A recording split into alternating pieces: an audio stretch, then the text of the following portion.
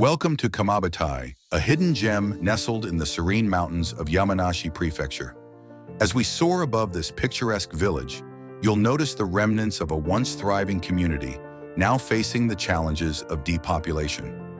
Founded over a century ago, Kamabitai is home to around 300 residents. The village has seen a significant decline in population, as many young people leave for the allure of city life, leaving behind the peaceful rhythms of rural existence. Here, time seems to stand still, encapsulating the essence of traditional Japanese life. The lush greenery, winding rivers, and quaint homes reflect the charm of countryside living. The locals are proud of their heritage, still engaging in age-old practices like agriculture and crafts. However, as the years go by, the question remains: what will become of this enchanting village? As we continue our journey, one of the most curious sights in Kamabitai appears: a vintage bus perched atop a two-story house.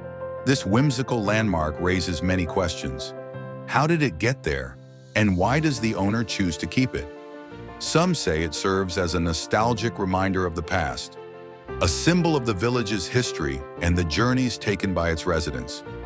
Perhaps it embodies the dreams and adventures of those who once rode its aisles, now transformed into a quirky yet cherished attraction. Despite its challenges, Kamabitai holds a unique beauty that captures the hearts of those who visit. It stands as a testament to the resilience of its community and a reminder of the vibrant life that once flourished here. As the sun sets over Kamabitai, we invite you to reflect on the importance of preserving these small corners of Japan.